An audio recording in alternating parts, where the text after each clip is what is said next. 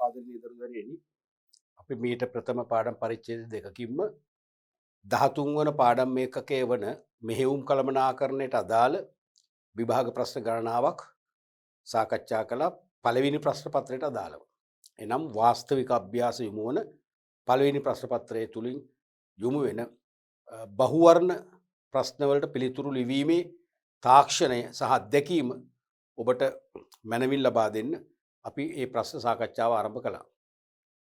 සමහර සංකීර්ණ ප්‍රශ්න අපි ගැඹුරින් අධ්‍යයනය කළා. ඒ වගේම අපි දැක්ක සාමාන්‍ය සරලව බොහොම අඩු කාලයකින් පිළිතුරු සපයන්න පුළුවන් ප්‍රශ්නත් අපට මුණ ගැහුණා. ඒ සරලමෙන්ම සංකීර්ණ වූ ප්‍රශ්න කියන වර්ග දෙක අතර දෝලණය වෙමින් ඕනෑම බහුවර්ණ ප්‍රශ්නයකට නිවැරදිව පිළිතුරු ලිවීමේ මානසිකත්වය අපි ලබා ගන්න උත්සාහ කළා. මම හිතනවා ඒකේ 100%ක්ම ඒකේ උත්සාහයේ ප්‍රතිඵල ඔබ ගත්තා කියලා.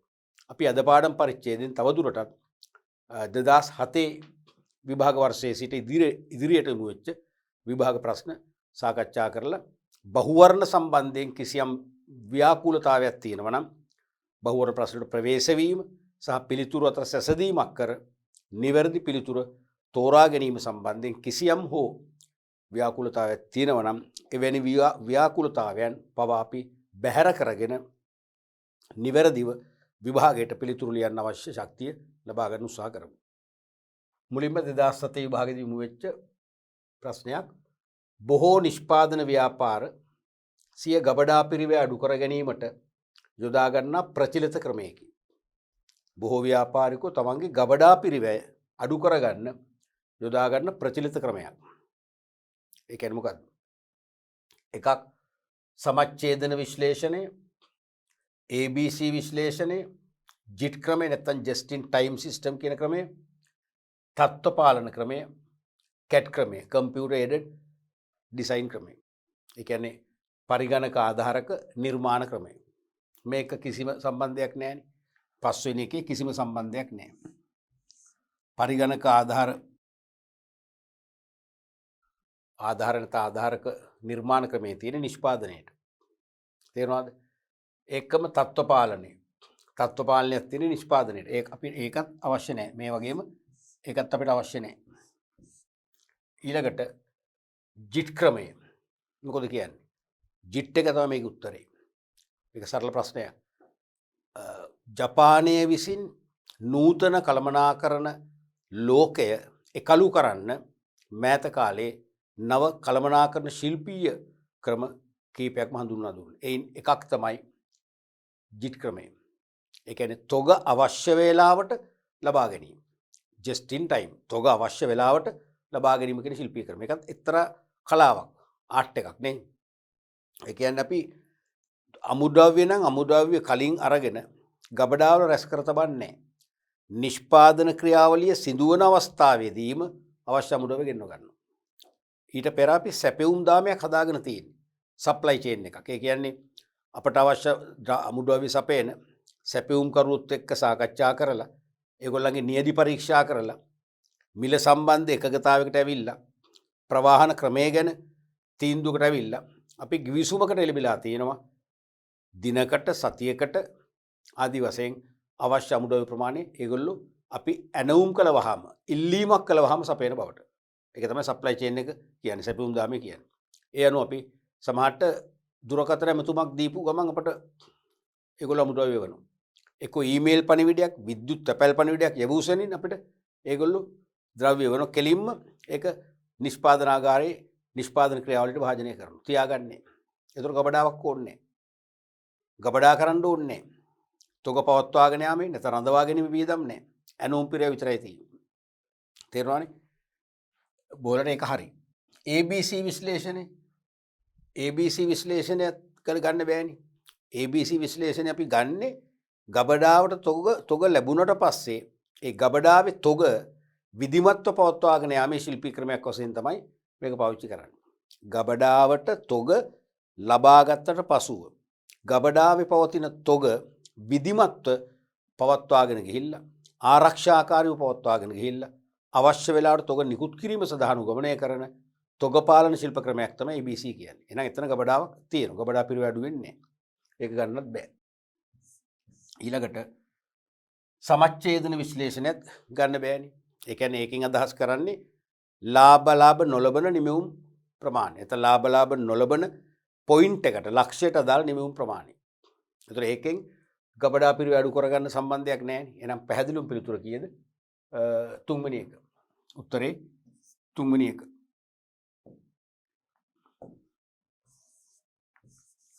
ඒකත් ලේසි ප්‍රශ්නයක්. ඒවට පුළුවන් තරම් මේ කාලේ අඩුවෙන් පාවිච්චි කරලා අපි කාලය ඉතුරු කරගෙන සංකීර්ණ ප්‍රශ්න වලට වැඩි කාලයක් මිඩංගු කරන්න ඕනේ.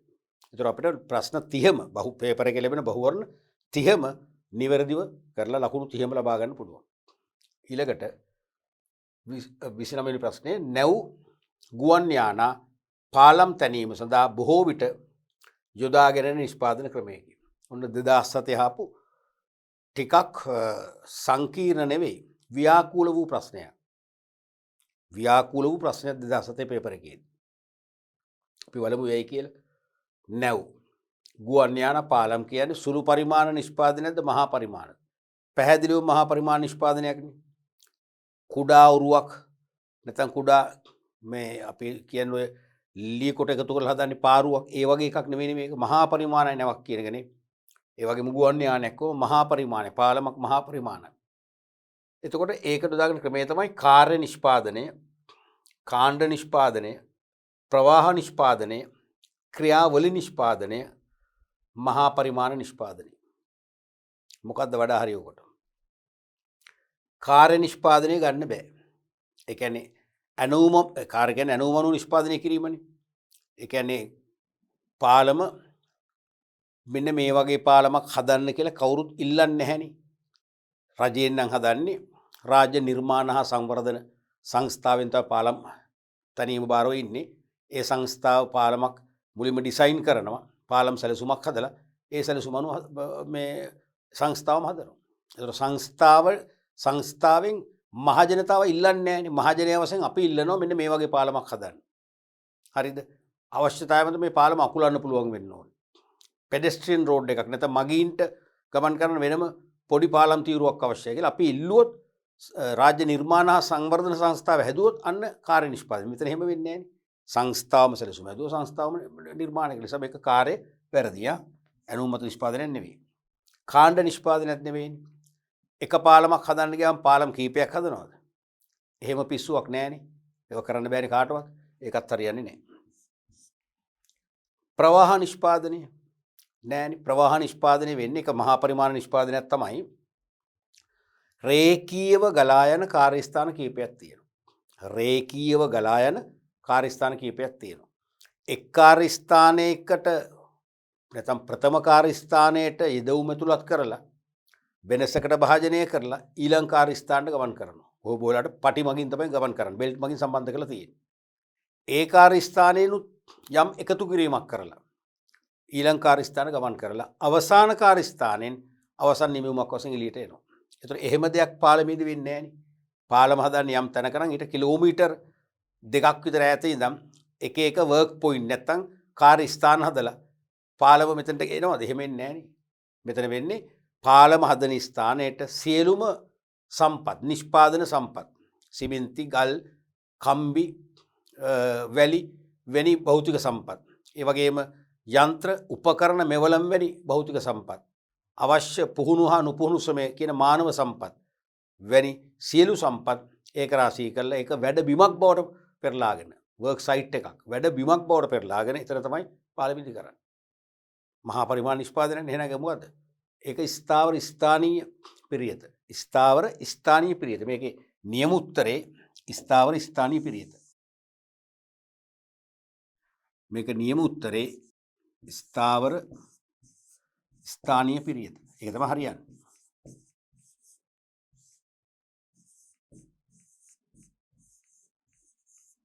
මතකනේ fix FIXED fix position layout කියන එක. ඔක තමයි හොඳම උත්තරේ. එහෙනම් මේකත් ගන්න බෑ. අනික ක්‍රියාවලි නිෂ්පාදනය. ක්‍රියාවලි නිෂ්පාදනයටම කියනවා කාර්ය බද්ධ නිෂ්පාදනය කියලා. ක්‍රියාවලි නිෂ්පාදනයටම කියනවා කාර්ය බද්ධ නිෂ්පාදනය කියලා. තේරුණාද? ඒ කියන්නේ එකම ස්ථානයේ කිසියම් නිමවුමකට අදාළ කාර්යයන් පෙළගස්සලා තියෙනවා. එකම ස්ථානයකදී නිෂ්පාදනයක විවිධ අවස්ථා ක්‍රියාවට නංවල නිවි භාණ්ඩයක් හදනවා. දැන් ඇඟලුම් කම්හලක රෙදි ඩිසයින් කිරීම, රෙදි කැපීම, මැසීම, අයන් කරලා සුරුම් කිරීම එකම ශාලාවක වෙන්න පුළුවන් කුඩා පරිමාණ ඇඟලුම් කම්හලක. තේරුණාද? ඒතකොට ඒක ක්‍රියාවලිය නැත්තම් කාර්යබද්ධ. නැත්තම් වඩු කාර්මිකයෙක් වඩු මඩුවක ලී යතු ගෑම, කැපීම, ඒ වගේම ලී එකට එකලස් කිරීම, සෙම්බල් කිරීම, පොලිෂ් කිරීම කරලා ලී බඩු තනනවා. අන්න ඒක ක්‍රියාවලිය. ඒ වගේ එකකුත් නෙවෙයි මේක. ඊටත් වඩා මහා පරිමාණයි. ඒක ගන්නත් බෑ. මහා පරිමාණ නිෂ්පාදනය. මේක ඇත්තටම මහා පරිමාණ නිෂ්පාදනයක් තමයි. එකම වාසිය තියෙන අන්නේ උත්තරේ තමයි ගන්න පුළුවන්. මහා පරිමාණ නිෂ්පාදනයක් නිසා. හැබැයි හොඳම උත්තරේ නෑ. හොඳම උත්තරේ තමයි මේ තියෙන්නේ. මේක තමයි නිවැරදිම පිළිතුර. මේක තමයි නිවැරදිම පිළිතුර. නමුත් ඒ පිළිතුරේ අවුරුද්ද ආවේ නෑ. ඉතින් මේක ගොඩාක් විවේචනයට ලක් වෙච්ච ප්‍රශ්නයක්. මම හිතනවා මෙවැනි ප්‍රශ්නයක් නැවත එන එකක් නෑ කියන්නේ. මෙවැනි ප්‍රශ්න එනවා. ආවට මේ වගේ උත්තරයක් නැති ප්‍රශ්නයක් එන එකක් නෑ. આવොත් අනිවාර්යයෙන්ම ස්ථාවර ස්ථානීය ප්‍රියත තියෙන්න ඕනේ. ඒක තමයි අපි සිලෙක්ට් කරන්න ඕනේ. මේ උත්තරේ නැති නිසා අපි ආසන්න වශයෙන් තීරණය කරනවා මොකද්ද? පස්වෙනි උත්තරේ. මහා පරිමාණ නිෂ්පාදනය කියන එක. මහා පරිමාණ නිෂ්පාදනය. තේරුණා? මේකත් ගන්න බෑ. මේක තමයි උත්තරේ. එන උත්තරේ 5. ඒ වගේ තින් පොඩි මිස්ටේක් වෙනවා සමහර කන්ට්‍රෝලින් චීෆ්ලා තින් කොයි කවුරුත් මිනිස්සුෝ වෙති. නේ? වැරදි සිදුවන්නේද මිනිස්සු අතිනි. මගෙනුත් වැරදි වෙනවා, බෙනුත් වැරදි වෙනවා. මේකත් එවැනි වරදක්. අපි බලමු ඊළඟ ප්‍රශ්නය. මේකත් 2007 ප්‍රශ්නයක්මයි. නිෂ්පාදන ආයතනයක තොග අයිතමයකට අදාළ තොරතුරු කිහිපයක් පහද දැක්වේ. තොග අයිතම වලට අදාළ තොරතුරු. වාර්ෂික ඉල්ලුම ඒකක 6000යි. එක් ඇනවුමක් සඳහා වන ඇනවුම් පිරිවැය රුපියල් 150යි. එක් ඒකකයක් සඳහා වාර්ෂික ගබඩා පිරිවැය රුපියල් 5යි. මෙම අයිතමේ සඳහා වූ ආර්ථික ඇනවුම් ප්‍රමාණය වනුයි. මතකනේ? ඉකොනොමික් ඕඩර් ක්වොන්ටිටි එක EOQ හොයන්න කියන්නේ ආර්ථික ඇනවුම් ප්‍රමාණය. ඒ කියන්නේ එක්වරකට ඇනවුම් කරන අඩුත් නැති වැඩිත් නැති ප්‍රශස්තම තොග ප්‍රමාණය. මේ ආර්ථික ඇනවුම් ප්‍රමාණය ගණනය කරාම ඒ ප්‍රමාණයම වරකට ඇනවුම් කරනවා නම් තොග ඇනවුම් පිරිවැය මෙන්ම තොග තබා ගැනීම නැත්නම් රඳවා ගැනීම පිරිවැයත් අඩු කරගන්න පුළුවන්. පොදුව කිව්වොත් තොග සම්බන්ධ පිරිවැය අඩු කරගෙන තොග ඌනතා හෝ අතිරික්තතා මගින් විය හැකි අවාසි මගහරවා ගන්න පුළුවන්. එහෙනම් ආර්ථික ඇනවුම් ප්‍රමාණය ගණනය කිරීමේ මූලික ඉලක්ක දෙකයි. එහෙම අහන්න පුළුවන් විභාගෙට. මොනවද ඉලක්ක දෙක? එකක් තොග සම්බන්ධ පිරිවැය අවම කර ගැනීම. අනිත් එක තමයි තොග ඌනතා හෝ අතිරික්තතා ඇති වෙලා එමගින් විය හැකි පාඩු බැහැර කර ගැනීම. ඒ සඳහා තමයි එකවරකට ඇනවුම් කළ යුතු නිවැරදිම භාණ්ඩ ප්‍රමාණය මේකෙන් හඳුනගන්නේ. මේකට සූත්‍රයක් තියෙන බව ඔයගොල්ලෝ දන්නවා. මොකද්ද සූත්‍රය? EOQ හොයන්නේ EOQ සමානයි 2යි DO බෙදීම H වර්ගමූල ලකුණ. 2 කියන එක 2. D කියන්නේ මොකද්ද? වාර්ෂික ඉල්ලුම. ඩිමාන්ඩ් කියන එක. O කියන්නේ cost of ordering නැත්නම් ඇනවුම් පිරිවැය. දැන් accounting වල සමහරට ඔයගොල්ලෝ පුරුදුලා තියෙන මේකට CO දාගන්න ප්‍රශ්නයක් නැහැ. cost of ordering. එහෙම හුරු නම් එහෙම යන්නේ. BS වල සාමාන්‍යයෙන් C පාවිච්චි කරන්නේ නැහැ. ඒ වගේම බෙදීම H. ඒ කියන්නේ cost of holding. ඒ නිසා accounting වල මේකටත් දානවා CH කියලා. එහෙම දැම්ම කියලා කිසි ප්‍රශ්නයක් නැහැ. BS වල පුරුදු නැති නිසා මම BS පුරුදුරම හදනවා C නැතුව. හරිද? C දැම්ම කියලා ප්‍රශ්නයක් නැහැ. C cost of ordering, cost of holding. එච්චරයි. මෙතනට ඕන CO කියලා එන්න පුළුවන්. ඒකත් හරි. මෙතන එන්න පුළුවන් CH කියලා. ඒකත් හරි. දෙකම හරි. right. මේකට ආදේශ කරුම් බලන්න. 2 වැඩි කිරීම D වාර්ෂික ඉල්ලුම 6000යි. වැඩි කිරීම එක් ඇනවුමක පිරිවැය. එක් ඇනවුමක් සඳහා ඇනවුම් පිරිවැය රුපියල් 150යි. බෙදනවා H එක් ඒකකයක් සඳහා එක් ඒකකයක් එක් භාණ්ඩයක් වාර්ෂිකව නඩත්තු කරන රඳවා ගැනීම පිරිවේ නැත්තම් නඩත්තු පිරිවේ නැත්තම් තබා ගැනීම පිරිවේ රුපියල් 5යි. එතකොට පස්වරක් 3යි දෙවරක් 3 6යි බිඳුවයි හරිනේ.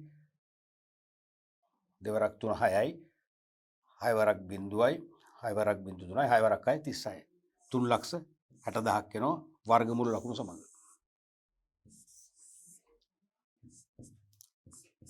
ඔව් එතකොට තේරුණානේ ක්‍රමේ මේ වගේ ගැටලු වලදී සාමාන්‍ය දැන් මේවා බොහෝ විට එනවනේ ගැටලුවක්. අවමාර මේ සුළු කරලා එහෙම එන්නේ නැකලින්ම සංඛ්‍යාව එනවා. මේක සංඛ්‍යාවෙන් වැඩි කරන් පස්සේ අපිට එකපාරට වර්ගමූල උත්තරේ ගන්න පුළුවන්. දැන් පේනවනේ මේක 3,60,000 නේ. තේරෙනවද? 36 කියන්නේ මොකද වෙන්නේ? 36 આવොත් 6 වරක් 6. තේරෙනවද? අපි දුමු 4,90,000 කියලා. එහෙනම් 49 නුලේ තියෙන 7 වරක් 7. එහෙම ටක් ගාලා ගන්න පුළුවන්. තේරෙනවද? අපි දුමු 6,40,000 කියලා. තේරෙනවද? එහෙනම් 64නේ 8 වරක් 8. එහෙනම් 800. ඒ වගේ තේරෙනවද? 68 ලක්ෂ නම් මොකද වෙන්නේ? 8000. එහෙම ඒ වගේ ටක් ගාලා ගන්න පුළුවන්. තේරෙනවද? එහෙනම් මේක එන්නේ 6 වරක් 6 කියන්නේ 600යි. 600යි. එවන උත්තරේ 4 වෙනි එක. 4 වෙනි එක. මේ වගේ ගැටලුවක් ආවම කවදාකවත් මේවනම් වරද්දන්න එපා. මොකද මේ සූත්‍රය හැමෝටම මතකයිනේ. ඇයි? වර එක accounting වල මේ සූත්‍රයේ දෝලණය වෙනවා. වර එක BS paper එකේ දෝලණය වෙනවා. ඒ නිසා මේක කොහොමත් ඔබට මං හිතනවා කවදාකවත් මේ EOQ සූත්‍රයේ මතක නැහැ. අමතක වුණා කියලා කවදාකවත් මගේ අවුරුදු 30 ගානක ඉගෙනීම් ඉතිහාසය තුල ෆීඩ්බැක් එකක් අරන් නැහැ ළමයි. ළමයි විවිධ ෆීඩ්බැක් මට දීලා තියෙනවා. සර් අරක අමතක වුණා අපරාධි. ඒක පොඩ්ඩක් මගේ වැරදුනා. කවදාකවත් මේක කියලා නැහැ. නිසා මේක අනිවාර්යයෙන්ම මේ ලකුණු දෙක ගත යුතුමයි. පැහැදිලිද? රයිට්. අපි බලමු ඊළඟ ප්‍රශ්නයත්. බොහෝ නිෂ්පාදන ව්‍යාපාර ගබඩා පිරිවැය අඩු කර ගැනීමට උනන්දු වේ. මේ සඳහා වුන් උපයෝගී කරගන්නා ප්‍රචලිත ක්‍රමයකි. මතක ඇති 2006 අපි දැන් මේ ඉන්නේ 2007 ප්‍රශ්න. 2006ත් ඇහුවා. 2007ත් අහලා තියෙනවා. 2008ත් ඇහුවොත් හැට්‍රික් පිටපිටපසුම් පාරක්. එහෙමත් අහනවා. තේරුණාද? එම්නම් බොහෝ නිෂ්පාදන ව්‍යාපාර අද උත්සාහ කරනවා ගබඩා ස්ථාපිත කිරීමෙන් මිදෙන්න. මොකද ගබඩාවක් ඉදි කරන විශාල ප්‍රාග්ධන පිරිවැයක් දරන්න වෙනවා. ඊට පස්සේ ඒක පවත්වගෙන යන්න නඩත්තු පිරිවැය විශාල වශයෙන් දරන්න වෙනවා. ගබඩාව ආරක්ෂා කරන මුරකරු වැටු. ඒ වගේම විදුලි වියදම්, ඒ වගේ ගබඩා රක්ෂණ කුලී, රක්ෂණ ගාස්තු විවිධ වියදම් දරන්න වෙනවා. ඒ නිසා ඒක අනවශ්‍ය වියදමක්. ඒක අඩු කර ගැනීමේ විකල්පයක් වශයෙන් තමයි ජපන හපන විසින් හඳුන්වා දුන්නේ මොකද්ද? JIT තාක්ෂණය. just in time system එක. අවශ්‍ය වෙලාවට භාණ්ඩ බද්ධ කර ගැනීම. අවශ්‍ය වෙලාවට භාණ්ඩ ගෙන්වාගෙන අදාළ ක්‍රියාවලියට නිෂ්පාදනය නම් නිෂ්පාදන ක්‍රියාවලියට විකිණීම නම් අලෙවි කිරීමේ ක්‍රියාවලියට බද්ධ කර ගැනීම. තේරෙනවද? මේක එකම උත්තරේ මොකද්ද?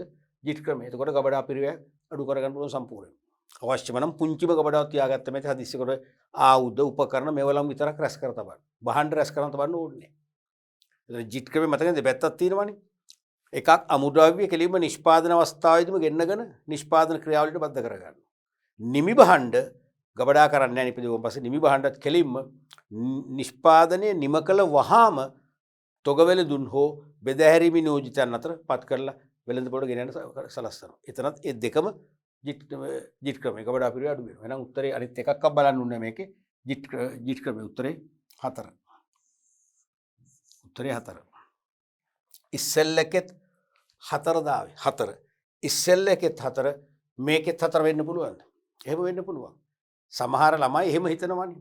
අර කනාසුර් කියන්නේ ඉස්සෙල් එකේ 4 නම් මේකේ 4 වෙන්න බෑ කියලා. සමහරට 3 වෙනි එක ආසන්න වගේ නම් කෙලිම 3 වෙනි පැත්තට හැරෙනවා. එහෙම වෙන්න ඕනේ නැහැ. එක අවුරුද්දක කළමනාකරන පාඩමේදී ඔබට මතකද දන්නේ මම පෙන්නුවා පිට එකම ඒ කියන්නේ ප්‍රශ්න 8ක් තිබුණා. ඒ 8න් 4ක්ම එකම උත්තරේ.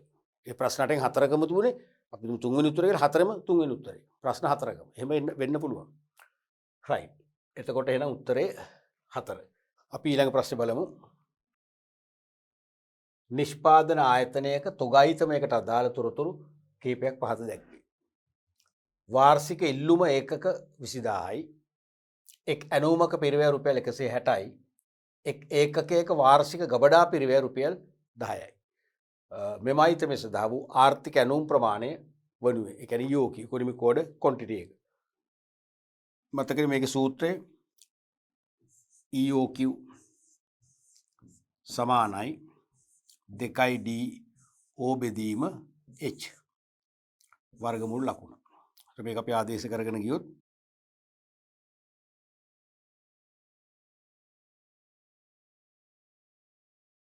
දෙක වැඩි කිරීම D කියන වාර්ෂික ඉල්ලුම දීලා තියෙනවා ඒකක 20000යි. වැඩි කිරීම එක් ඇනුම O කියන්නේ cost of ordering එක් ඇනුමක පිරිවැය. එක් ඒකකයක පිරිවැයව නෙවෙයි. සමහර කලාතුරකින් ගණන් වල දෙනවා එක් භාණ්ඩයක ඇනුම් පිරිවැය. හරිද? කියලා තව තැනක දෙනවා ඇනුමක පිරිවැය කියලා. ඔන්න ඔය දෙක මොකද පටල ගන්නවා. එක් භාණ්ඩයක ඇනුම් පිරිවැය කියන එක ගත්තොත් වැරදි. එක් භාණ්ඩයක තබා ගැනීම පිරිවැය හරි. නම් ඒ කියන්නේ රඳවා ගැනීම පිරිවැය හරි. ඇනුමක එනෙක් භාණ්ඩයක නෙවෙයි ඒක ඇනුමක. තේරුණාද? ඒක ඇනුමක පිරිවැය ගන්න. ඇනුමක පිරිවැය රුපියල් 160යි. බෙදනවා භාණ්ඩයක් එක භාණ්ඩයක් පවත්වගෙන යන ගබඩා රඳව ගන්න වාර්ෂික ගබඩා පිරිවැය රුපියල් 10යි. එතකොට මේකට මේ බිඳුව කැපුණා 32යි 16 වරක් දෙක 32යි 32 වරක් දෙක 64යි 6,40,000යි 6,40,000යි. මේ දෙක වර්ගමූල තාම තියෙන්නේ. වර්ගමූල අයින් වෙනවා. මේ වගේ ගානක අපි බලන මුල් සංඛ්‍යාව ගන්න කීයෙන් කී වැඩි කරොත් ඩබල් වෙන්න එපේ. 6 වරක් 6 නම් 36 3,60,000 වගේ නේ. 5 වරක් 5 25යි නේ. 7 වරක් 7 49යි. 8 වරක් 8 8 වරක් 8 අන්න 64. එහෙනම් 800 නේ මේකේ ඉන්නේ. එහෙනම් මේක වර්ගමූල කරුවා. අයින් කරන් පස්සේ කීයද 800යි. ඊයෝක ඒ කියන්නේ ඉකොනොමික් ඕඩර් ක්වොන්ටිටි ආර්ථික ඇනවුම් ප්‍රමාණය එක වරකට ඇනවුම් කළ යුතු හොඳම ප්‍රමාණය ප්‍රශස්තම ප්‍රමාණය ඒකක 800යි. උත්තරේ තියෙනවා 2. මේ වගේ සූත්‍රයට ආදේශ කරන ගැඩ්ඩු වෙනවා නිතර නිතර එනවා වරද්ද ගන්න එපා. අනිවාර්යයෙන්ම ලකුණු 2 ගන්න. නැත්තම් ජාතික අපරාධයක් කියලා මම හිතන්නේ. මේවා වරද්ද ගන්නවා කියන්නේ. තර්කයක් නෑනේ මේකේ. සූත්‍රයට ආදේශ කරන්න ඊටාම සරල 6-7 වසරවලදී ඉගෙන ගත්ත සුළු කිරීමක් තමයි මේ ගණිතයෙන් පාවිච්චි කරන්න වෙන්නේ. අපි ඊළඟ ප්‍රශ්නෙත් බලමු. මේ 2008 විභාගවලදී දියුණු වෙච්ච ප්‍රශ්න. 2008 ඒකාකාර භාණ්ඩ විශාල ප්‍රමාණයෙන් නිෂ්පාදනය කිරීම. ඒකාකාර ඒ කියන්නේ එකම ජාතියේ භාණ්ඩ විශාල ප්‍රමාණයෙන් ලක්ෂ ගණන් අකණ්ඩව හදනවා. නිෂ්පාදනය කිරීම කාර්ය නිෂ්පාදනය කොහෙත්ම නැහැ. නෑනේ කාර්ය නිෂ්පාදනය කියන්නේ එකයි. ගනුදෙනුකරුවගේ අවශ්‍යතාවය මත එයා ඉල්ලන විදියට එක භාණ්ඩයක් හැදුවොත් ඒක කාර්ය නිෂ්පාදනය. මේකට කිසිම සම්බන්ධයක් නැහැ. ප්‍රවාහ නිෂ්පාදනය ඒක හරිනේ. ඒකාකාර භාණ්ඩ විශාල ප්‍රමාණයෙන් නිෂ්පාදනය කරනවා. අන්න ඒ කියන්නේ යෙදවුමක් එක් එක් කාර්ය ස්ථානයට රේඛීයව ගමන් කරමින් අවසන් කාර්ය ස්ථානෙන් පිට වෙනවා අඛණ්ඩව මහා පරිමාණව භාණ්ඩ රාශියක් නිෂ්පාදනය කරනවා. බොහෝ වෙලාවට උත්තරේ මේක විය හැකියි. කාණ්ඩ නිෂ්පාදනයක් නෙමෙයිනේ. කාණ්ඩ නිෂ්පාදනයේත් මහා පරිමාණයෙන් කෙරෙන්නේ නැහැ. ගනුදෙනුකරු අභිමුඛ නිෂ්පාදනයක් කියන එක වැරදි. ගනුදෙනුකරු අභිමුඛ නිෂ්පාදනය කියන්නේ වෙන විදියකින් කාර්ය නිෂ්පාදනයම තමයි. කාර්ය නිෂ්පාදනයම තමයි. ඍජු නිෂ්පාදනයත් අදාළ නැහැ. ඍජු නිෂ්පාදනය කියන්නේ මොකද්ද? තමන්ගේ පෞද්ගලික පරිභෝජනය සඳහා යමක් නිපදවා ගැනීම. ඉතින් මම මගේ හෝ මගේ නිවසේ මගේ කුටුම්බයේ පාවිච්චිට හදනවා නම් එකක් හෝ කීපයක් හදන්නේ මහා පරිමාණ නැහැ. එහෙනම් ඒකත් වැරදි. මේකත් වැරදි නම් එකම උත්තරේ මොකද්ද? ප්‍රවාහ තමයි. දෙවෙනි එක. ලේසි. ඒ වගේ ප්‍රොඩක්ෂන් මැනේජ්මන්ට් වල ඒ වගේ බහුවර්ණ වල ලේසි ප්‍රශ්න එකක් දෙකක් සාමාන්‍යයෙන් එනවා. ඒක ඉක්මනින් කරලා සංකීර්ණ ප්‍රශ්නට වැඩි කාලයක් ගත කරන්න. ඊළඟ ප්‍රශ්නේ බලමු. ස්ථාපිත කරන ලද ප්‍රමිතීන්ට අනුව නිමි භාණ්ඩ නිශ්චිත රටාවකට අනුව පරීක්ෂා කිරීමේ ක්‍රියාවලිය හැඳින්වෙන්නේ. තේරුණාද? ස්ථාපිත කරන ලද ප්‍රමිතීන් කියන්නේ කිසියම් ව්‍යාපාරයක් විසින් තෝරාගත්ත ප්‍රමිතිය. ද්‍රව්‍ය සංයෝග මාලාව. තෝරාගත්ත ප්‍රමිතියට අනුව නිමි භාණ්ඩ නිශ්චිත රටාවකට යම් ක්‍රමවේදයකට අනුව නිශ්චිත පිළිවෙලකට පරීක්ෂා කරනවා. සමහරට භාණ්ඩය නිෂ්පාදනය කරන්න පෙර නිෂ්පාදනය කළ වහාම මැද හරියේදී නිෂ්පාදනය නිම වෙන්න ආසන්න වූවට කියන අවස්ථා කීපකදී මොකද කරන්නේ? නීති පරීක්ෂා කරනවා. පරීක්ෂා කරලා අපේක්ෂිත ආකාරයෙන්ම සිදු වෙනවා නම් ඒක ඒ විදිහටම ක්‍රියාත්මක වෙන්න හරිනවා. අපේක්ෂිත ආකාරයෙන් ක්‍රියාත්මක වෙන්නේ නැත්නම් අන්න විචලනයක් නැත්නම් දෝෂයක් තිබෙන බව අපි හඳුනා ගන්නවා. හඳුනාගෙන එම විචලනය හෙවත් දෝෂය නිවැරදි කරන්න ක්‍රියාමාර්ග ගන්නවා. ඔක තමයි මේක අදහස් කරන්නේ. ස්ථාපිත කරන ප්‍රමිතීන්ට අනුව නිමි භාණ්ඩ නිශ්චිත රටාවකට අනුව පරීක්ෂා කිරීමේ ක්‍රියාවලිය තොග පාලනය නෙමෙයි පැහැදිලි. තොග පාලනය නෙමෙයිනේ. තොග පාලනය කරන්න වෙන කතන්දරයන්නේ. ප්‍රශස්ත තොග පවත්වාගෙන යාමනේ. තොග ඌනතා සහ අතිරික්තතා මගින් විය හැකි අවශ්‍ය මග හරගන්න, තොග පිරිවැත් අවම කරගන්න තමයි තොග පාලනය තියෙන්නේ. මෙතනට අදාළ නැහැ. නිෂ්පාදන පාලනේ. නිෂ්පාදන පාලනේ තරමක් ආසන්නයිනේ. දැන් ඇත්තටම නිෂ්පාදනයේදී පාලනයක් වෙන්න එපා. නිෂ්පාදනයේදී අපේක්ෂා කළ ආකාරයෙන්ම වෙනවද නැද්ද කියලා සත්‍ය නිෂ්පාදන, සැලසුම්ගත නිෂ්පාදන සමග සංසන්දනය කරලා දුර්වලතා හඳුනගෙන නිවැරදි කිරීමක් කරනවා. ඒක ටිකක් ළඟින් යනවා. අපි ඒක ක්වෙස්චන් මාක් එකක් දාමු. හරියන්න පුළුවන් සමහර විට. නිෂ්පාදිත සංවර්ධන ලෙස පැහැදිලිවම වැරදි. නිෂ්පාදිත සංවර්ධනය කියන්නේ මොකද්ද? නිමවුමක දැන් තිබෙන තත්ත්වය මීට වඩා ගනුදෙනුකරුවන්ගේ වැඩි පිළිගැනීමට ලක්වන තත්ත්වයට උසස් කිරීම. නැත්නම් දියුණු කිරීම. ඇසුරුමට ගුණාත්මක ඇසුරුමක් පාවිච්චි කරනවා. තේරුණාද? ඒ වගේම එහි හැඩය, විලාසිතාව අදර ගැලපෙන ආකාරයට අලුත් කරනවා. ඒ වගේ කරන්නේ කියන්නේ නම් මේක නෙවෙයි. ඊළඟට නියදි පරීක්ෂාව ලෙසය. හරිද? ඔව් ඒකත් සාපේක්ෂව හරියන්න පුළුවන්. දැන් ස්ථාපිත කළ ප්‍රමිතීන්ට අනුව නිමි භාණ්ඩ නිශ්චිත රටාවකට අනුව පරීක්ෂා කිරීමේ ක්‍රියාවලිය කිව්වම භාණ්ඩ ඒකක 1000ක් හදනවා 1000ම පරීක්ෂා කරන්න බෑනේ. ඕකෙන් නියදි. අහඹුලේ සාම්පල් 5ක් 6ක් වගේ අරගෙන පරීක්ෂා කරනවා. ඕක තමයි වෙන්නේ. ඒකත් හරි. හැබැයි ඒක කරලා මොකද වෙන්නේ? පරීක්ෂා කරලා දුර්වලතා තිබේ නම්, දෝෂ තිබුණොත් දෝෂ නිවැරදි කරන්න ක්‍රියාමාර්ග අනුගමනය කරනවා. මොකක්ද ඒකෙන් කරන්නේ? තත්ත්ව පාලනය, ප්‍රමිතිය ආරක්ෂා කිරීම. එහෙනම් හොඳම උත්තරේ තියෙනවා යට තත්ත්ව පාලනය. මේක තමයි හරි එහෙනම්. මේ දෙකත් ගන්න බෑ.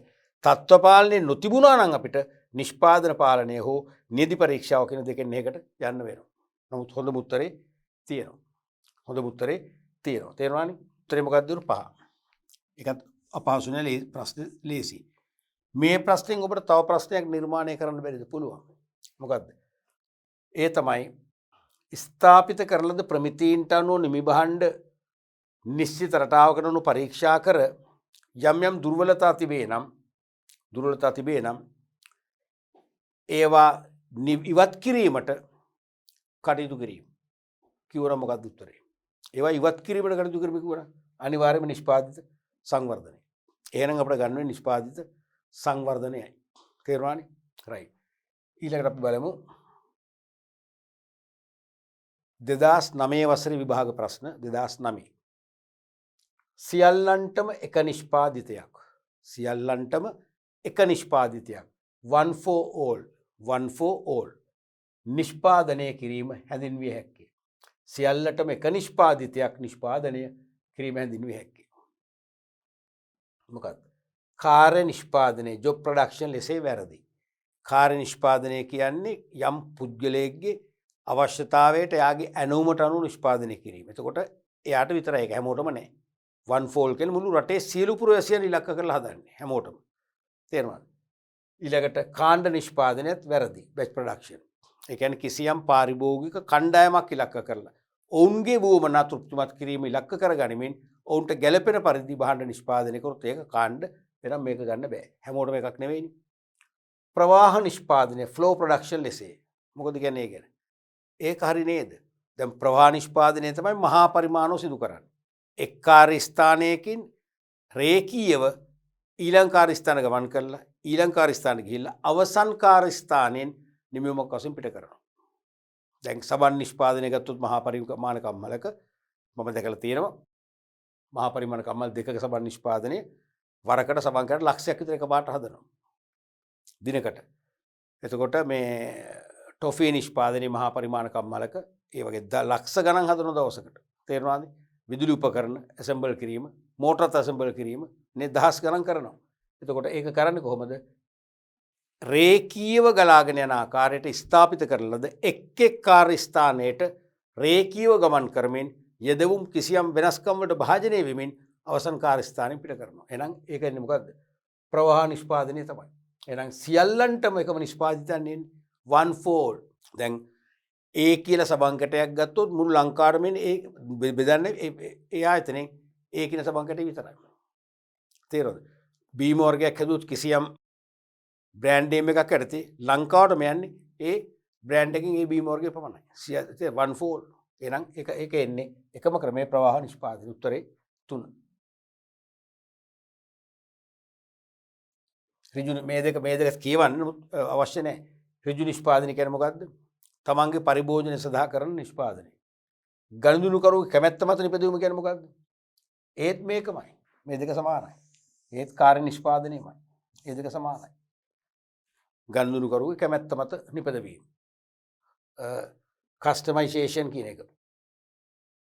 මේකෙන් තව ප්‍රශ්න හැදෙන්න පුළුවන්. යම් පුද්ගලයෙක්ගේ වුමනාව හෝ එම පුද්ගලයාගේ කුටුම්බයේ වුමනාවන් බහුවචනයක් එතකොට. මොකද කුටුම්බේ ඉන්නව ගොඩක් බිරිඳ ඉන්නව දරුවෝ ඉන්නව වගේ යම් පුද්ගලයෙක්ගේ වුමනාව හෝ ඒ පුද්ගලයාගේ කුටුම්බයේ වුමනාවන් තෘප්තිමත් කිරීම ඉලක්ක කරගෙන සිදු කරන නිෂ්පාදනය හැඳින්වෙන්නේ මොකද්ද? ඍජු නිෂ්පාදනය. ඍජු නිෂ්පාදනය. ඒ වගේම අහන්න පුළුවන් වෙළඳපොළට විකිණීමේ අරමුණෙන් නිෂ්පාදනය කරොත් එම නිෂ්පාදනය කොහොමද හඳුන්වන්නේ? එහෙනම් මේකේ ඔපොසිට් එක වක්‍ර නිෂ්පාදනය ඉන්ඩිරෙක්ට් ප්‍රොඩක්ෂන් කියන එක. ඒ වගේම ගනුදෙනුකරුවන් සමූහයකගේ වුමනාවන් තෘප්තිමත් කිරීම ඉලක්ක කරමින් එක් භාණ්ඩ වර්ගයකින් භාණ්ඩ වර්ග කීපයක් නිෂ්පාදනය කිරීම කියලා අදහස ඇහුවොත් මොකද්ද? කාණ්ඩ නිෂ්පාදනය.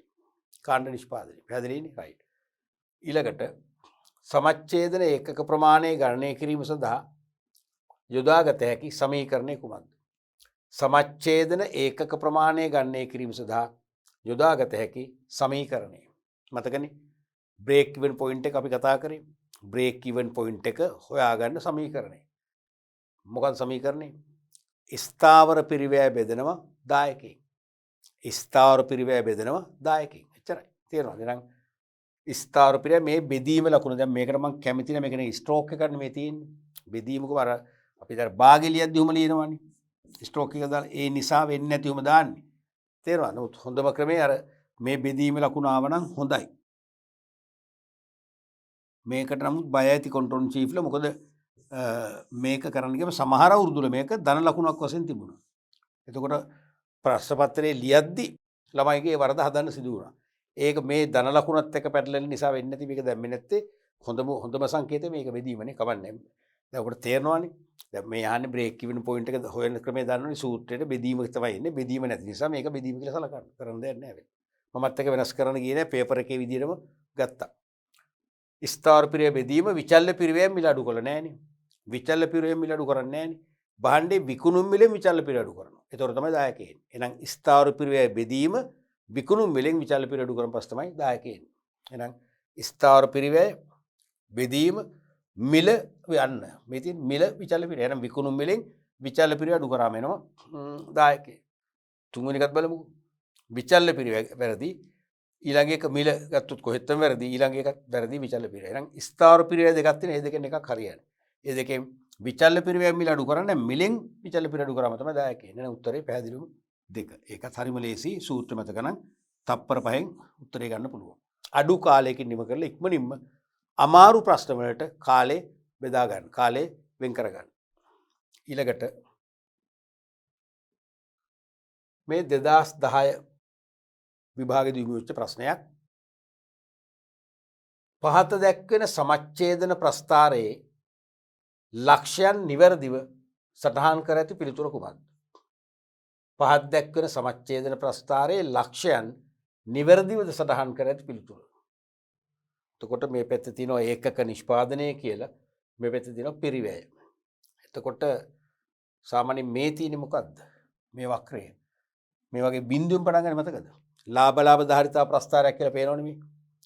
එහෙනම් ලාභ ධාරිතා ප්‍රස්ථාරයක බිඳුවෙන් පටන් අරන් වමේ සිට දකුණට ඉහළට යන්නේ මොකද්ද? විකුණුම් ආදායම් වක්‍රය. ඇයි නිෂ්පාදනයේ බිඳුව නම් විකුණන දෙයක් නැහැ. එහෙනම් විකුණුම් ආදායමත් බිඳුව. ඒකයි තර්කය. මේ නිෂ්පාදනයේ බිඳුවද විකුණුම් ආදායම බිඳුව. නිෂ්පාදනය 1 2 3 වෙද්දි මොකද එන්නේ විකුණුම් ආදායමක් වැඩි වෙනවා. එහෙනම් අපි ඒ තර්කේ පටන් ගන්න එකයි මේක විකුණුම් වක්‍රය.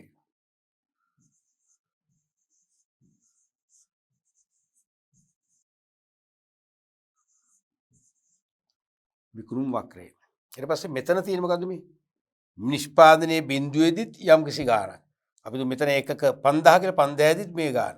මෙතන එකක 10000 කියන එකෙත් මොකද්ද? ස්ථාවර පිරිවැය වෙනස් වෙන්නේ. මේ ස්ථාවර පිරිවැය.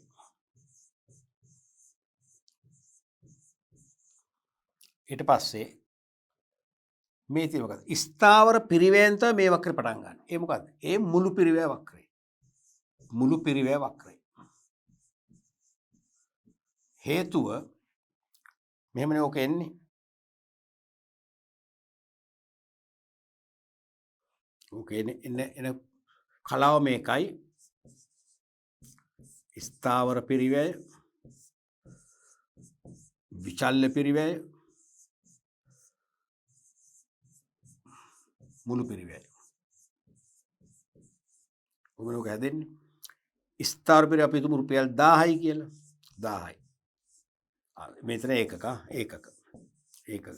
ඒකක බිඳුවයි නිෂ්පාදනයක් නැතුණත් ස්ථාවර පිරිවැයක් තියෙනවා. අපි දු කම්මල් ගොඩනැගිල්ල හදන්න ඕන. භාණ්ඩ හැදුවට නැතුව ගොඩනැගිල්ල හදන්න එපා. එහෙනම් නිෂ්පාදනය නොකරන අවස්ථාවත් ස්ථාවර පිරිවැයක් තියෙනවා. රත වාහන ගන්න ඕන, යන්ත්‍රෝපකරණ ගන්න ඕන. හරිද? එහෙනම් නිෂ්පාදනයේ බිඳුවයි ස්ථාවර පිරිවැය 10යි. විචල්්‍ය පිරිවැය අපි හිතමු. මොකද වෙන්නේ? බිඳුවයි. ඒ තාම නිෂ්පාදනය ආරම්භ කරේ නැහැ නේ.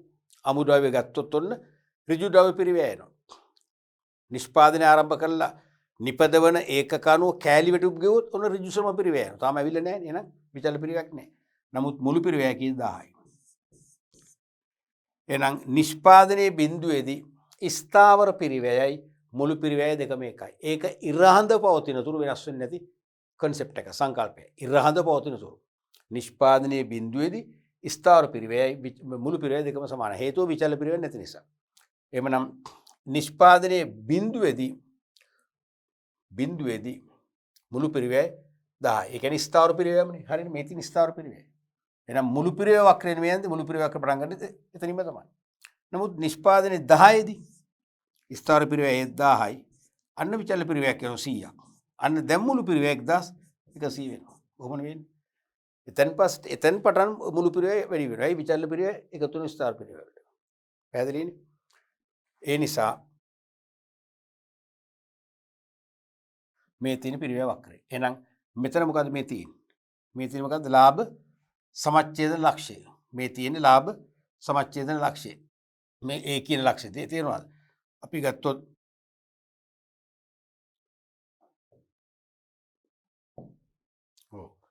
මේ තියෙන ලාභ සමච්ඡේදන ලක්ෂ්‍යය.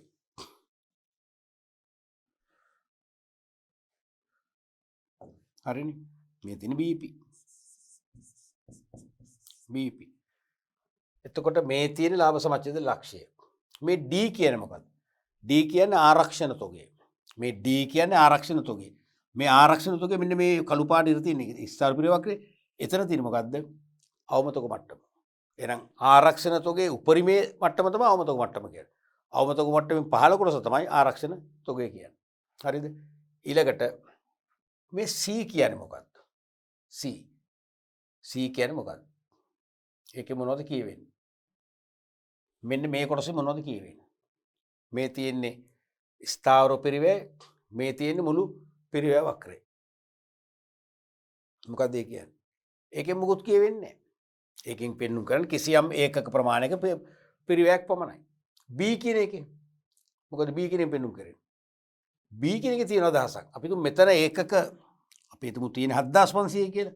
7500 නම් 7500 දී ලබන්න පුළුවන් ලාභය තමයි මේ තියෙන්නේ. හේතුව මේ අපි 7500 මෙන්න මේ රේඛාව ඔස්සේ ගියා නම් මුලින්ම ටච් වෙන්නේ පිරිවැය වක්‍රය. ඒක තියෙන යට. ඊළඟට ටච් වෙන්නේ විකුණුම් වක්‍රය. ඒක තියෙන උඩ. එහෙනම් පිරිවැයට වඩා විකුණුම් වැඩි. ඒ කියන්නේ මොකද ලාභය? මෙන්න එහෙනම් මේ තියෙන්නේ යම් ඒකක ප්‍රමාණයකදී ලැබෙන ලාභයයි. හරිද? එතකොට B වලදී පෙන්වන්න පුළුවන් ලාභයක් කියලා. ඔව්. එතකොට පැහැදිලිවම පෙන්වන්න පුළුවන් දෙකක් තියෙනවනේ. එකක් තමයි මොකද අක්ෂර අණු නැතුණක්. D වලින් පෙන්වුම් කරන ආරක්ෂණ තොගය. මේකට ඉතින් සමහර අය මේක විග්‍රහ කරන අවම තොගය කියලා. වඩා හොඳ ආරක්ෂණ තොගයයි. ඒකේ මේ උඩ ලෙවල් එක තමයි අවම තොග මට්ටම කියන්නේ. මෙතනනේ ආරක්ෂණ තොගය තියෙන්නේ. තේරෙනවද? ඒක උඩ ලෙවල් එක තමයි අවම තොගය කියන්නේ. එතකොට B පෙන්වන්න පුළුවන් මොකද්ද? යම් කිසි ඒකක ප්‍රමාණයකදී ලැබෙච්ච ලාභය. ඒ අනිවාර්යයෙන්ම ලාභ සමච්ඡේද ලක්ෂ්‍යය. අපි බලමු උත්තර බලන්න මොනවද කියලා තියෙන්නේ බලන්න. මේක අහන්නේ මොකද්ද කියලා බලමුකෝ.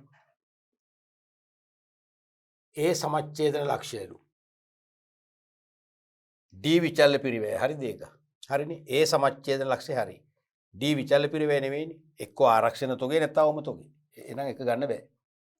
ඊළඟට B ලාභය C ස්ථාවර පිරිවැය. ඔව් B ලාභය හරි. කිසියම් නිෂ්පාදන ප්‍රමාණයකදී උපයන ලාභය B. C මොකක්ද කිව්වේ? C ස්ථාවර පිරිවැය නෙවෙයිනේ. ස්ථාවර පිරිවැය තියෙන්නේ මෙහෙනේ. මෙන්න මේක ස්ථාවර පිරිවැය නම් ඒකත් ගන්න බෑ. ඊළඟට C ස්ථාවර පිරිවැය වැරදි. ඒකත් ගන්න බෑ. A ඔන්න නැවත එනවා. ඒ සමච්ඡේදන ලක්ෂ්‍යය හරිනේ. ඒ සමච්ඡේදන ලක්ෂ්‍යය එත් එක්කම B ලාභය අන්න හරි. ඒ සමච්ඡේදන ලක්ෂ්‍යය B ලාභය හරිනේ. යම් භාණ්ඩ ඒකක ප්‍රමාණයකදී ලැබෙන ලාභය. එහෙනම් මේක තමයි උත්තරේ. මේක තමයි උත්තරේ. C විචල්්‍ය පිරිවැය කියන එකත් වැරදි. D ලාභයත් වැරදි නේ. එහෙනම් උත්තරේ 4. ඒකත් ලේසි. අපිට සිලෙක්ට් කරන්න තියෙන්නේ. ඒක අපිට සිලෙක්ට් කරන්නයි තියෙන්නේ. 4. ඊළඟට පහත වගුවේ එක් තීරුවක නිෂ්පාදිත දක්වා ඇති අතර අනෙක් තීරුවේ නිෂ්පාදන පිරියත ප්‍රොඩක්ෂන් ලේඅවුට් දක්වා ඇත. හරිනේ. පහත වගුවේ එක් තීරුවක නිෂ්පාදිත. එහෙනම් මේ තියෙන නිෂ්පාදිතය කියලා දාලම තියෙනවනේ. නිෂ්පාදිතයේ තියෙනවා.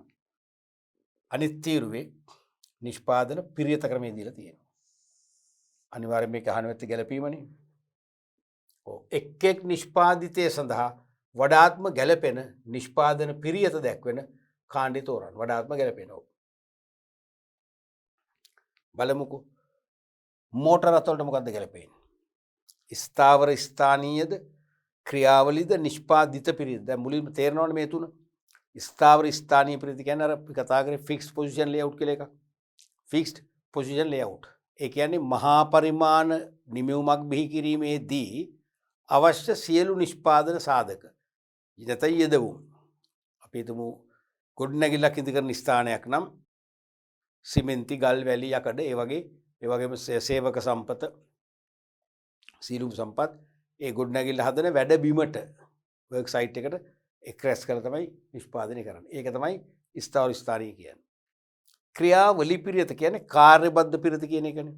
ඒ කියන්නේ එකම ස්ථානයක නිෂ්පාදනයේ සියලු අධීරයන් ඉටු වන ආකාරයෙන් හදු පිරියත. එකම හෝල් එකක එකම ස්ථානයක සියලු කාර්යයන් කරනවා. අනිත් එක නිෂ්පාදිත පිරියත. Product layout. ඒ කියන්නේ මොකක්ද? එක් කාර්ය ස්ථානයක සිට ඊළඟ කාර්ය ස්ථානයෙන් දක්වා රේඛීයව ගලා යන ආකාරයට යෙදවුම් නිමවුම් බවට පත් කරන ක්‍රියාවලිය. කාර්ය ස්ථාන කීපයක් බෙල්ට් මගින් නැත්නම් පටි මගින් සම්බන්ධ කරලා තියෙනවා. යෙදවුම පළවෙනි කාර්ය ස්ථානයේ සිට අවසන් කාර්ය ස්ථාන දක්වා රේඛීයව ගලාගෙන ගිහිල්ලා අවසන් කාර්ය ස්ථානයෙන් නිමවුමක් වශයෙන් එළියට එනවා නම් ඒකට මොකද කියන්නේ? නිෂ්පාදිත පිරියත. නිෂ්පාදිත පිරියත. දැන් මෝටර රථ නිෂ්පාදනය කිරීම මම උදාහරණයක් වශයෙන් ගත්තා. කලින් පාඩම් පරිච්ඡේදවලදී මෝටර රථෙත් එහෙමනේ. පළවෙනි කාර්ය ස්ථානයේදී චෙසියට රෝද සවින ඊට පස්සේ එන්ජින් එක සවි කරනවා. ඊට පස්සේ ඇතුලේ සුක්කානම ආසන ඊට පස්සේ වාහනේ බඳ ඊළඟ ස්ථානයේදී ඊට පස්සේ දොරවල් ඊට පස්සේ බොනට් එක ඔය වගේ කොටස් කරලා දීලා අවසන් කාර්ය ස්ථානයේ නිමාව පරීක්ෂාවට ලක් කරලා එළියට දානවා. අන්න එහෙනම් ඒක තමයි නිෂ්පාදිත පිරිත කියන්නේ. එhmenan ඕකේ මෝටර රථ වලට මොකද්ද ගැලපෙන්නේ? ක්‍රියාවලිත් නෙවෙයිනේ. ස්ථාවර ස්ථානියක් නෙවෙයිනේ. මම හිතන්නේ මෝටර රථ වලට ගැලපෙන්නේ නිෂ්පාදිත පිරිත. අර වගේ එක එක කාර්ය ස්ථානෙන් ස්ථානට ගමන් කරමින් අවසන් කාර්ය ස්ථානයෙන් රේඛීය ධාරා ක්‍රමයට එළියට යන එක. නම් මේකට හරියන්නේ මම හිතන්නේ ඉසෙඩ්. ගෘහ භාණ්ඩ වලට ගොඩක් වෙලාවට හරියන්නේ ක්‍රියාවලි. හේතුව ගෘහ භාණ්ඩ වලදී එහෙමනේ එක තැනක ලී කපනවා, එක තැනක ලී අතු ගන්නවා, එක තැනක ඇසෙම්බල් කරනවා, එක තැනක පොලිෂ් කරනවා. ඔක්කොම එක තැන තමයි ස්ථාපිත කරලා තියෙන්නේ. එහෙනම් ඒක මොකද්ද? ක්‍රියාවලි නැත්තම් කාර්ය බද්ධ පිරියත. ඒකෙන් එන්නේ එකට එන්නේ y. ගුවන් යාන කෑලි කෑලි හදලා අපිට ඇසෙම්බල් කරන්න බෑනේ. අන්න ඒකත් එහෙමයි. ඒකෙත් අවශ්‍ය උපකරණ මේවලම සියල්ල එක තැනට ගෙනල්ලා එතන තමයි ගුවන් යානේ හදන්නේ. නැව් හදනකොත් නැවක් කිව්වොත් මේක එහෙමමයි. නැවත් ගුවන් යාන දෙකම මහා පරිමාණ නිමෙව. එක තැනකට අවශ්‍ය නිෂ්පාදන සාධක නැත්නම් යෙදුම් ඒක රාශී කරලා හදන්න. ඒක තමයි නම් ස්ථාවර ස්ථානීය කියන්නේ. නම් මේකට එන්නේ x. එහෙනම් එන්න ඕනේ a වලට එන්න ඕනේ z, b වලට y, c වලට x. ඒ තේරෙනවද? a වලට z, b වලට y, c වලට x. එහෙනම් z y x තියෙන උත්තරයක් වෙන්න ඕනේ. එක් නිෂ්පාදිත සඳහා වඩාත්ම ගැලපෙන නිෂ්පාදන පිරිස දක්වන කාණ්ඩය මොකක්ද? මේ තියෙන උත්තරේ. A වලට z, B වලට y, C වලට x තියෙනවනේ උත්තරේ. A වලට z, B වලට y, C වලට x හරි උත්තරේ තියෙනවා. තුන්වෙනි උත්තරේ. ඒකත් අමාරු නෑ ගලප ගන්න තියෙන්නේ. අපි බලමු ඊළඟ ප්‍රශ්නයත්. 2011 විභාග ප්‍රශ්න. එක්තරා ද්‍රව්‍යයකට අදාළ පහස් සඳහන් තොරතුරු ඔබට සපයා ඇත. එක්තරා ද්‍රව්‍යයකට අදාළ තොරතුරු සපයලා තියෙනවා. උපරිම පරිභෝජනයේ මසකට ඒකක 4000යි. අවම පරිභෝජනයේ මසකට ඒකක 2000යි. ඒ කියන්නේ අවම ද්‍රව්‍ය භාවිතය කියන එකමයි මේ. හරිද? උපරිම ඇනවුම් කාලය කියන්නේ පමා කාලය. ඇනවුම් කළ එන්න ගත වන කාලය මාස 6යි. අවම ඇනවුම් කාලය මාස 4යි. යලි ඇනවුම් ප්‍රමාණය ඒකක 10000යි. යලි ඇනවුම් ප්‍රමාණය ඒකක 10000ක් දීලම තියෙනවා. මෙම ද්‍රව්‍යයට අදාළ අවම තොග මට්ටම උණුයි. අවම තොග මට්ටම උණුයි. මොකද කරන්නේ? අවම තොග මට්ටම හොයන නම් මුලින්ම යලි ඇනවුම් ප්‍රමාණය නෙවෙයි යලි ඇනවුම් මට්ටම හොයාගන්න ඕනේ. යලි ඇනවුම් මට්ටම. යලි ඇනවුම් මට්ටම හොයාගත්තොත් තමයි මොකද අවම තොග මට්ටම අපිට හොයාගන්න පුළුවන් වෙන්නේ. එතකොට මේ ගැටලුවේදී අහන්නේ අවම තොග මට්ටමනේ. අවම තොග මට්ටම එකවර අපිට හොයන්න බෑ මේකේ. තේරුණාද? අවම තොග මට්ටම හොයන්න අවශ්‍ය දත්ත අපි දැන් ලෑස්ති කරගන්න ඕනේ. සූදානම් කරගන්න ඕනේ. එතකොට අවම තොග මට්ටම හොයන්නේ කොහොමද? අපි ලියමු සූත්‍රය.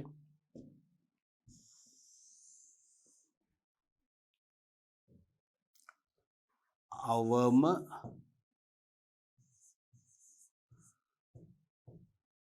තොග මට්ටම ඒක හොයන්නේ කොහොමද? යලි ඇනවුම්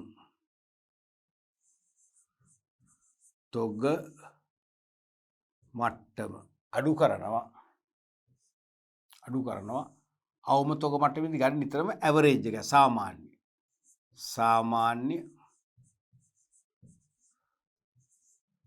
තොග පරිභෝජනය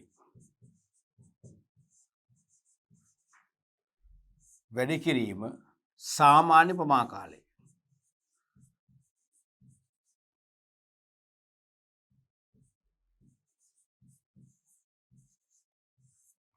සාමාන්‍ය පරිභෝජනය වැඩි කිරීම සාමාන්‍ය ප්‍රමා කාලය. ඔක තමයි සූත්‍රය. දැන් මෙතන සාමාන්‍ය ගන්න පුළුවන්. මොකද අවම පරිභෝජනයේ මාසකට ඒකක 2000යි. උපරිම පරිභෝජනයේ මාසකට ඒකක 4000යි. නම් ඒ දෙක එකතු කරලා දෙකෙන් බෙදුවම එනවා ඇවරේජ් එක. දන්නවනේ ඇවරේජ් එක ගන්න. උපරිම සහ අවම පරිභෝජන දෙක එකතු කරාම 4යි 2යි 6000යි. ඇවරේජ් එක ගන්න දෙකෙන් බෙදුවම 3000යි. ඒක හොයාගන්න පුළුවන්. ඊපස්සේ සාමාන්‍ය පමා කාලයත් පුළුවන්. උපරිම ඇනවුම් කාලය කියන්නේ උපරිම පමා කාලයනේ. මාස 6 අවම පමා කාලේ මාස 4 6 4 10 දෙක බෙදුවම 5 එකත් ගන්න පුළුවන්.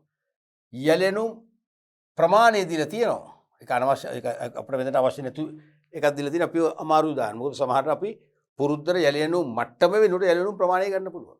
එහෙම ගත්තලම ඉන්න ඕන තරම්. තේරෙනවද? යලි ඇනවුම් ප්‍රමාණය වෙනුවට මේක දැක්කම මෙන්න මේ 10000 මෙතන දාගන්නවා. ඒක ඔබ අමාරුවේ දාන්න හිතාමතාම කරපු උපරවැටියක්. ඒවට අහු වෙන්න එපා භාගෙදී. මේක ඇති වැඩක් නෑ. මේකෙදි මේක අදාළම නෑ. මේක අපේ විෂයට අදාළම නැති එකක් මේ තියෙන. තේරුණාද? මේ වගේ. මේ තියෙන්නේ. මේක අදාළම නැති එකක්.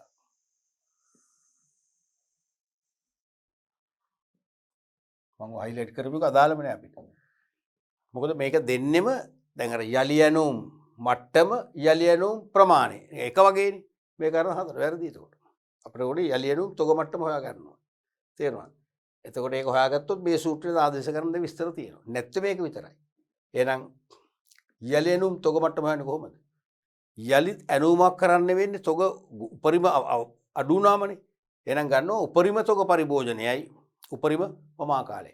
උපරිම තොග පරිභෝජනය වැඩි කරන උපරිම පමා කාලය. හරිද? එහෙනම් ඒක හොයන්නේ යලි ඇනවුම් මට්ටම සමානයි උපරිම පරිභෝජනය නේ. උපරිම පරිභෝජනය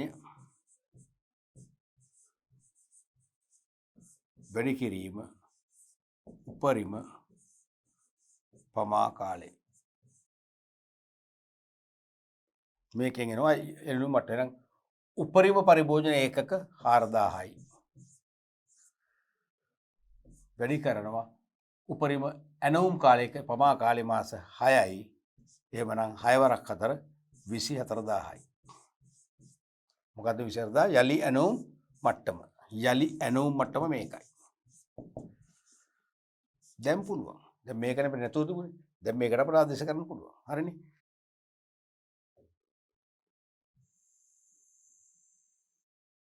එහෙමනම් අහන්නේ අවමතක මට්ටමනේ.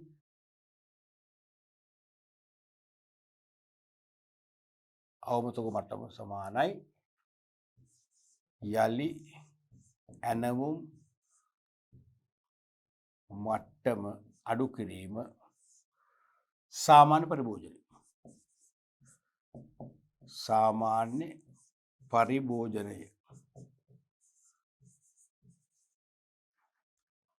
වැඩි කිරීම සාමාන්‍ය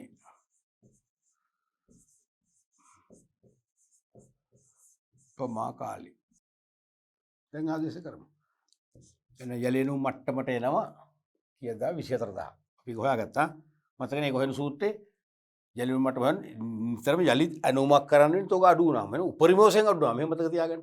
යලිත් ඇනෝමක් කරන්න වෙන්නේ උපරිම වශයෙන් අඩු වුණාම. ඒ නිසා උපරිම තෝක භාවිතයයි උපරිම පමා කාලය වැඩි කරාම තමයි මේ මට්ටම හොයාගන්න මතක තියාගන්න. එහෙනම් 24000යි. අඩු කිරීම සාමාන්‍ය පරිභෝජනය කොහොමද ගන්න? සාමාන්‍ය පරිභෝජනය ගන්නේ උපරිම පරිභෝජනයේ වසකට ඒකක 4000යි. අවම පරිභෝජනයේ ඒකක 2000යි. එහෙනම් ඒ දෙක එකතු කරලා දෙක නිසා දෙකෙන් බෙදෙනවා. තුනක් නම් තුනෙන් බෙදෙනවා. එහෙමනේ ඇවරේජ් කරන්නේ. අයිතම පහක් නම් පහ එකතු කරලා පහෙන් බෙදෙනවා. හරි. එහෙනම් මේක දෙකෙන් බෙදෙනවා. 4යි 2යි 6යි 6 10යි දෙකෙන් බෙදුවම 3000යි.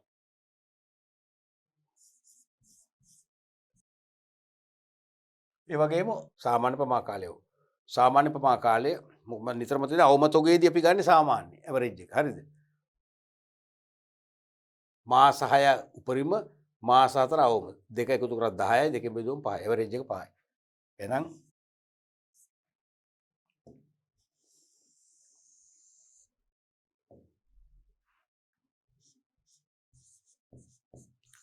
විසි හතර දහ අඩු කිරීම 5 15 වැඩි කරාම එන්නේ 15000යි. එහෙමනම් 15යි 4යි 20යි 4යි 28යි. එහෙනම් 8000යි. එහෙමනම් යලෙනු මට්ටම නෙවෙයි අවමතක මට්ටම යලෙනු මට්ටමින් අඩු කරනවා සාමාන්‍ය පරිභෝජන වැඩි කිරීම සාමාන්‍ය ප්‍රමා කාලය හොයාගන්නේ උත්තරය. හරි අඩු කරාම එනවා 8000. එහෙනම් ඒකක 8000යි තමයි අවමතක මට්ටම. 8000ට වඩා තොග අඩු කරගත්තොත් ආරක්ෂණ තොගයටත් හානි වෙලා ඉතාම අවදානම් කර තත්ත්වයක් ඇති වෙන්න පුළුවන්. නිතරම අවමතක මට්ටමින් පල්ලෙහාට තොග ගෙනියන්න උත්සාහ කරන්න හොඳ නෑ. හොඳ ගවඩා පාලකවරයෙක් නම්. එහෙනම් උත්තරේ 8000. තියෙන උත්තරේනේ 4 වෙනි එක. ඒක අමාරු නැහැ. ඒක ගැටලු උනේ ඒක අපිට ලියන්න ටිකක් අපිට ගොඩනගන්න එපා. මොකද අවමතක මට්ටම අහනවා. අවමතක මට්ටම ඇහුවට යලෙනු මට්ටම දැන නැත්නම් අපිට ගන්න බෑ. අපි මුලින් එන යලෙනු මට්ටම හොයාගත්තා. හොයාගෙන තමයි අවමතක මට්ටම ගියේ. තේරුණානේ? රයිට්. අපි බලමු ඊළඟ ප්‍රශ්නයත්. වර්තමානයේ බොහෝමයක් ව්‍යාපාර සිය ගවඩා පිරිවේ අවම කර ගැනීමට උපයෝගී කරගන්නා ක්‍රමයකි. වර්තමානයේ බොහෝමයක් ව්‍යාපාර තමන්ගේ ගබඩා පිරිවේ අවම කරගන්න යොදා ගන්න ක්‍රමයක්. මොකද්ද? ජිට් ක්‍රමය. බලන්න දෙයක් නැහැ ජිට් ක්‍රම උත්තරේ. ජස්ට් ඉන් ටයිම් නේ. ගබඩාවක් ඕනේ නැහැ. නිෂ්පාදන අවස්ථාවේදීම අවශ්‍ය අමුද්‍රව්‍ය ගෙන්වගෙන නිෂ්පාදන ක්‍රියාවලට බද්ධ කරනවා. නිමයුම් සිදු කළවහම අදාළ බෙදාරි විනියෝජිතව ගෙන්නගෙන ඒගොල්ලන්ට බාර දෙනවා. එහෙනම් ගබඩා කර කර ඉන්නේ. ඒක තමයි ජස්ට් ඉන් ටයිම් කියන්නේ. නම් ජිට් ක්‍රමය. සිංහලෙන් දාලා තියෙන අවශ්‍ය වේලාවට කියලා කියන්නේ. අවශ්‍ය වේලාවට ගෙන්වා ගැනීම. අවශ්‍ය වේලාවට ගෙන්ව ගන්නවා මිසක් අනවශ්‍ය වේලාවට ගෙන්නගෙන රැස් කර තබා ගන්න නැහැ. අනික EOQ ආර්ථික ගණන් ප්‍රමාණය. ඒකත් නෙවෙයි R&D පර්යේෂණ සංවර්ධන රිසර්ච් ඇන්ඩ් ඩෙවලොප්මන්ට් TQM සමස්ත තත්ත්ව කළමනාකරණය total quality management කියන එක. ABC analysis ABC විශ්ලේෂණය කියන එක. එහෙනම් උත්තරේ මොකද්ද මේකේ? වර්තමානයේ බොහෝමයක් ව්‍යාපාර සිය ගබඩා පිරිවැය අවම කර ගැනීමට උපයෝග කර ගන්නා ක්‍රමය තමයි JIT ක්‍රමය. කිසිදු වාදයක් නැහැ. උත්තරේ 1.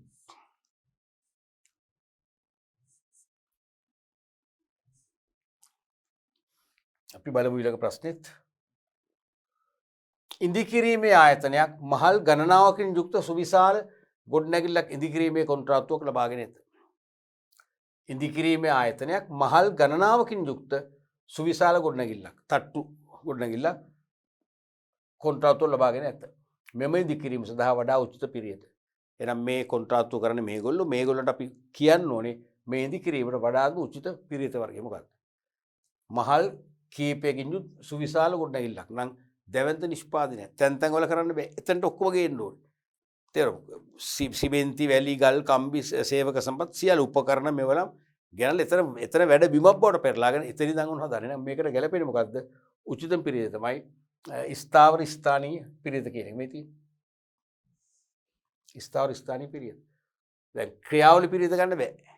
ඒක හරියන්නේ අර සාමාන්‍ය කුඩා පරිමාණ ඇඟලුම් කම්මලක ඇඟලුම් හදාන එකම තැන ඉඳන් කට්ටිය වැඩ බෙදාගෙන ඒ වගේ එකක් නේ. ඒ වගේම නිෂ්පාදිත හෙවත් එකලස් කිරීම පිළිද ගන්නත් බෑ. තේරෙනවද?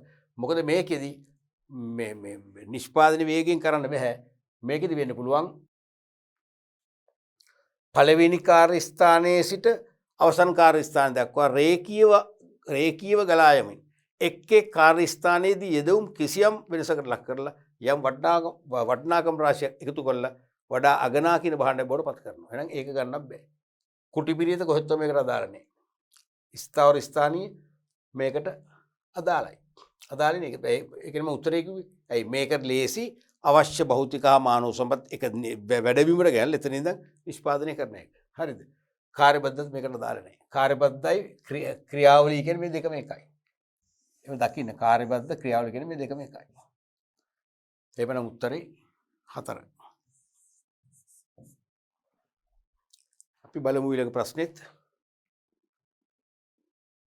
අධිතාක්ෂණ කර්මාන්ත ශාලාවල අවදානම් වැඩි නීරස නිරන්තර කළ යුතු සහ දෘಢ කාර්ය සඳහා යොදා ගන්නා පරිගණක මගින් පාලනය කෙරෙන තාක්ෂණික ක්‍රමය හඳුන්වන්නේ කවර නමකින්ද?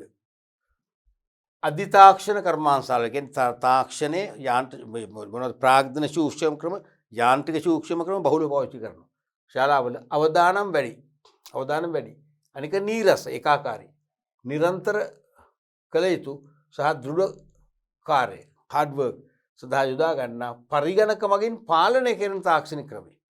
පරිගණකයක් මගින් තමයි පාලනය කරන්නේ. ඒ ටෙක්නිකල් සිස්ටම් එක. ඒ සිස්ටම් එක මගින් අපිට පුළුවන් බොහෝ දේවල් කරන්න මිනිසා කරනවට වඩා අඩු වේගකින්.